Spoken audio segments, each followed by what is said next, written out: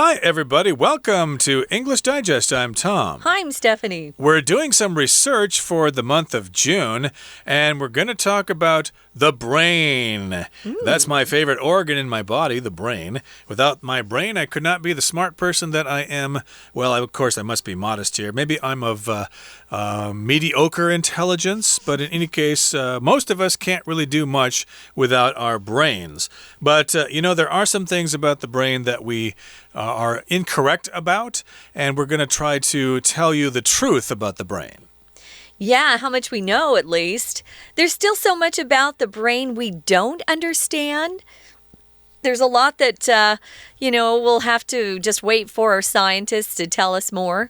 They're going to have to do more experiments to increase our understanding of the brain, but it's pretty amazing what our brains can do. When you said if you didn't have your brain, Tom, the first thing that came to my mind was you'd be dead. True. You need your heart to live, but you definitely need your brain as well, because your brain tells your body what to do. We're going to learn more about the brain today, some fact and some fiction. So let's get started.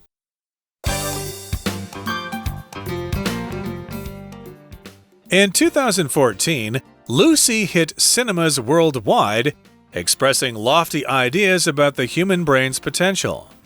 In the action thriller, a woman is exposed to a drug that unlocks exciting mental capabilities, such as enhanced intelligence. However, the movie's core conceit is based on a popular myth that states that we only use 10% of our brains. Every year, new studies and tests help researchers learn more about the brain, and although we still don't understand every detail of its function, scientists do know that the entire brain is being used in some way. This 10% figure is eye-catching, but not based on fact.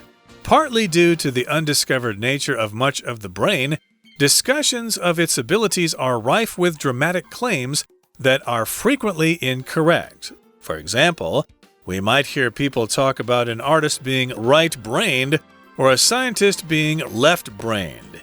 It's true that there are areas of the brain that are specialized for different tasks, such as specific areas that handle language tasks. However, processes in the brain are distributed over many areas, even though a given faculty might seem concentrated in one hemisphere. In fact, this flexibility directly contradicts a common misconception that any damage to the brain is permanent. This myth stems from contested research that claims we stop producing new neurons after childhood. However, even if we can no longer make new brain cells, our brains can often redirect traffic. In effect, different areas of the brain can pick up the slack when one part gets damaged. We're fortunate that our brains are resilient and astonishingly capable, whatever the situation. Okay, guys, let's talk about the brain. Some facts and perhaps some fiction, too. So this is our research unit. We're going to be talking about, first of all, the scenario, the setup of this particular article. We're starting out with the movie Lucy, which unfortunately I did not see. Tom did. I'll have him explain a little bit more about that. But it's the movie with Scarlett Johansson, and she's supposed to be really smart in it or something. So here we say Lucy hit cinemas, or it opened in cinemas worldwide. Usually if it's a pretty big film, the movie distributor will actually time it so the whole world has its premiere the same day. But that doesn't always happen with smaller movies. Typically, we'll get movies a little later here, unless they're a superhero movie or maybe a movie with a big star. Scarlett Johansson is pretty popular, I would say, as an actress. But Tom, you can tell us a little bit more about that, this movie Lucy. Yeah, it was actually filmed partly in Taipei. Oh, cool. And, of course, Scarlett Johansson would have been here in Taiwan briefly to film her scenes here. Nice. And, she takes some kind of medicine or something, and she gets these super extrasensory perceptive powers, if I can say it that way. But in any case, yes, Lucy kind of demonstrated the potential of the human brain. So, yes, indeed, it hit cinemas. It was in movie theaters all over the world. I saw it with my wife and daughter theater at the Second Run Theater in Jingmei. So, of course, it was, after its release by several months, but in any case, it was entertaining, I guess. Morgan Freeman was also in that movie, and it has these lofty ideas. Lofty means really, really high, usually something that's kind of hard to achieve. When I was a kid, I had lofty ideas or lofty goals for my life. I was going to travel to every country in the world. I was going to get a PhD from Harvard. I was going to make $1 million every month in a salary. But those are lofty goals, which, of course, I never was able to reach. Yeah, that last one sounds unattainable. Some people might be able to, but certainly not $1 million a month. Wow, that's pretty cool. If you're doing things that are legal, perhaps I would cheer you on. If it's illegal, no. So it's an action thriller. An action thriller is when there's a lot of action, of course, but there's also a lot of suspense. I like action thrillers. Actually, I just like thrillers. I don't like horror movies where just a bunch of people get killed and you get to see different ways of killing people. Who cares? Not me. But this is an action thriller. A woman is exposed to a drug, as Tom said, that unlocks exciting mental capabilities. One of these being enhanced intelligence. So it actually makes her smarter than she is naturally. I think everybody likes that stuff. Intelligence is the noun form. If someone thinks you're smart, they will refer to you as intelligent. That's the adjective form. But here we're talking about the noun, enhanced intelligence. However, the movie's core conceit is based on a popular myth. It's a myth. If they say it's a myth, we know it's not true, guys. This myth is that we only use 10% of our brains. Core here is one of our vocabulary words. It just means central to whatever you're doing. When I worked in business, we had our core competencies list. It's what our business did the best. It's what we would focus our time and energy on because we were really good at it. So what are your core talents? What are your core goals? What are the goals that you've set that are really important? But this phrase here, core conceit or the conceit of a movie, isn't what you think it is. Conceit can often mean arrogant. You think you're better than you really are, and you're hard to be around because you brag about it. Now, conceit here is kind of a negative term when you're talking about a play, a book, or a movie. It means that you're using some sort of approach to the material, and it's really not believable. It's really excessively elaborate, and people have a hard time swallowing it, which means they don't believe what you're trying to sell. Right, it's the basic idea or the basic foundation, I guess, of the movie. The plot, yeah, but it doesn't work very well. Right, and it's based on this myth that states that we only use 10% of our brains, okay? If we did not believe that, then this movie would not work. So we have to believe this in order for the movie to work, okay? Like if you watch Star Trek, for example, the core conceit there is that light speed is possible in travel. According to Einstein, it's not possible to travel at the speed of light because infinite energy is required to do that or something like that. But in any case, so you just sort of have to play along here and believe that, yes, we only use 10% of our brains. Now, every year, new studies and tests help researchers learn more about the brain. And although we still don't understand every detail of the brain's function, scientists do know that the entire brain is being used in some way. So basically, that sentence there says that, no, we don't use only 10% of our brains. Scientists are doing research all the time, and maybe we use certain areas of the brain more than others, but still, all parts of the brain are being used in some way. The idea that we only use 10% is fiction. Yeah, I guess I believed it when I read it because I thought, well, I don't understand the brain. The brain seems very complicated. Maybe it's true. I think we can do a lot more than we know about yet. That I do believe. Moving on to the next paragraph, it says partly due to the undiscovered nature of much of the brain. If it's undiscovered, just means we haven't done enough studies, haven't done enough research on it to understand everything about our brain.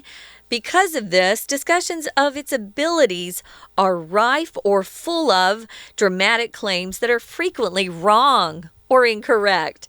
If something's rife with something, it just means it's full of it. So it's a pretty advanced vocabulary word. I like it. It's not one of our vocabulary words that you'll have to memorize for a test, of course, but it just means full of that thing. You know, for example, if someone discovers that they have cancer, their doctor may say, yeah, your body unfortunately is rife with tumors. There's just so many tumors growing, we can't tackle them all. So rife with something.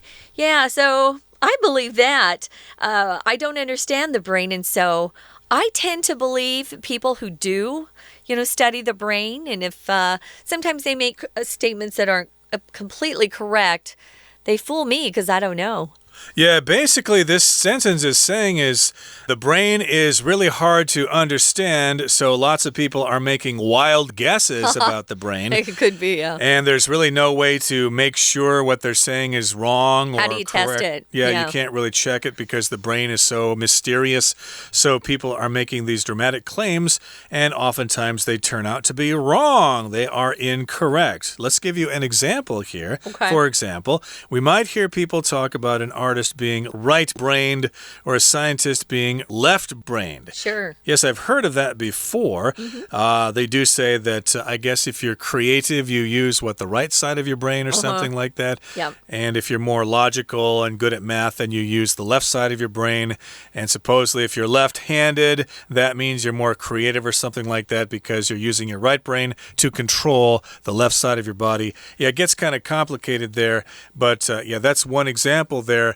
People being left-brained or right-brained, but that's probably incorrect. It's probably false, but we'll explain that a little more after we take a break right now. So let's do that. Let's listen to our Chinese teacher. Hello, my name is Shelby. 现在进行14单元的中文讲解，关于大脑的迷思。2014年，电影 Lucy 攻占全世界的电影院 Cinema 电影院，这是英式的说法。美国人称呼电影院习惯用 movie theater 或者 theater。这个电影传达了对大脑潜能的崇高想法。Lofty 是高耸的、高尚的，相当于 high。Noble N-O-B-L-E 或者是 stately S-T-A-T-E-L-Y。在这个惊悚片中，一位女性接触到某种药，她会开发大脑的什么？例如智能提高。空格一搭配前面形容词 mental 精神的选项 A. telegrams 电报 B. boundaries 界限 C. capabilities 能力 D. masterpieces 杰作。大脑能力开启，智能才能提高，所以答案选 C。 接着，然而这电影的核心奇想是建立在一个普遍的迷思，认为我们只使用 10% 的大脑。 Conceit 是自负自满， He is full of a conceit 他自命不凡，又可以当文学上的奇想奇语。我们虽然不知道大脑的详细功能，科学家们他们真的知道全脑都被使用到。句为 in some way 是习惯用语，表示在某方面， way 当方面，点相当于 point aspect A-S-P-E-C-T， 前面的 some 当某一，不是一些，类似用法 someday 某日 somebody 某人。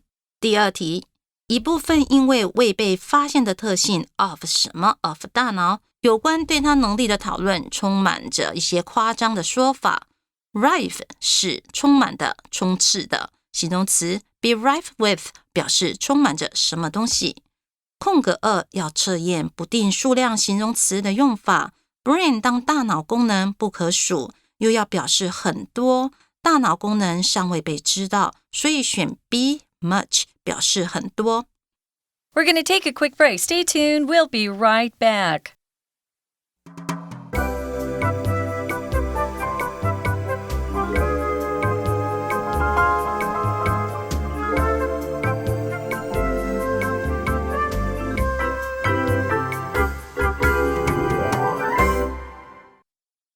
Welcome back, guys. We're talking about the brain, some facts that really are true about the brain, and some fiction that we've heard along the way that isn't entirely correct, and sometimes it's just wrong.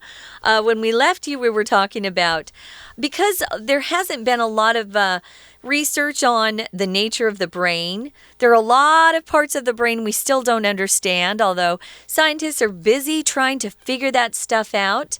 Because of this, we'll often have come across some facts that sound good to us that are actually not facts. They're fiction.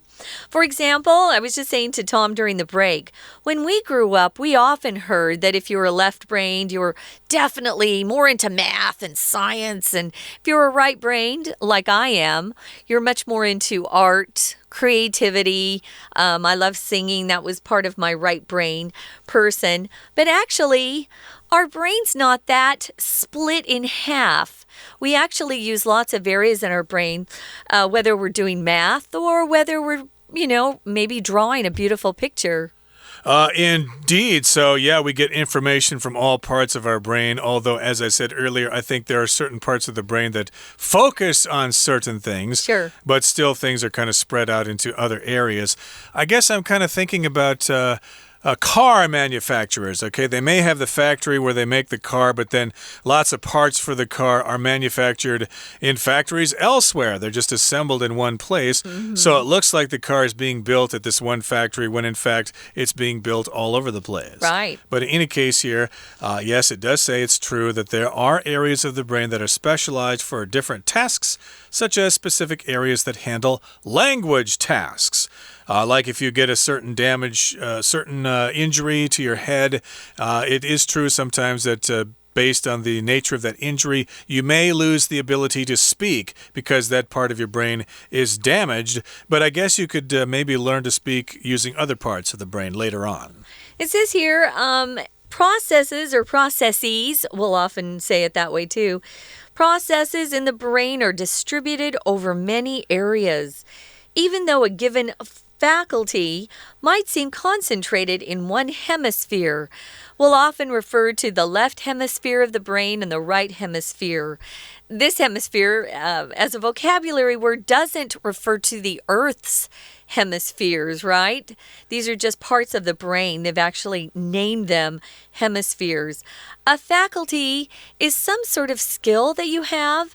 She has a great speaking faculty, or she's damaged her ability to speak. It's affected her speaking faculty. Faculty here doesn't mean the group of teachers that teach in some school or university. Here it's being used a little differently. I don't hear that often here in Taiwan, though. So this is something that you'd have to practice more, I think, on your own, because we don't hear it used very often that way. It's just an ability. It could be natural or acquired. It could be something that you're good at or something that you have to practice a lot at, a faculty. Oh, he has a great faculty for making friends easily. You could use it like that. I think you're going to see it in writing, English writing, perhaps more than in a conversation, especially if you're watching a movie or watching a TV show. Right, so yes, a certain area of the brain that specializes in one particular faculty or skill might be damaged, and then it might seem concentrated in one side or one hemisphere of the brain. You did touch on this word hemisphere here, but yeah, that's like a half circle. So the Earth has the northern hemisphere and the southern hemisphere, and then there's the eastern and western hemispheres, how we divide the old world from the new world. But in any case, that's... Oh, Tom, can I mention too before we move on? Sure. They'll often use the phrase, he's in full possession of all his faculties, which means he's able to think and to express himself. He has the powers of, thinking and speech and understanding what's being said, faculties.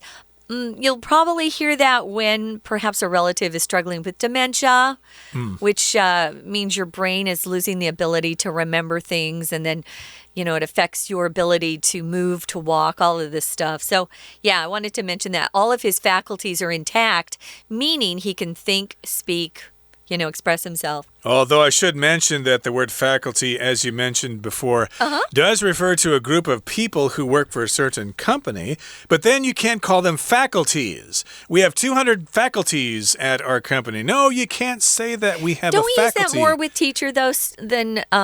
Yeah, we use that with teachers more. The faculty, yeah. If it's an educational institution, indeed. And you won't say, I'm going to the faculty's lounge. That was where the teachers hung out at school to eat lunch together. It was called the faculty lounge, not the faculty's lounge. So in that meaning there, you cannot use this as a countable noun. No. But you can if you're talking about your mental abilities, your faculties. You're in charge of, or you're in control of all your faculties. It's a special use. Yeah. Kind of an interesting distinction there.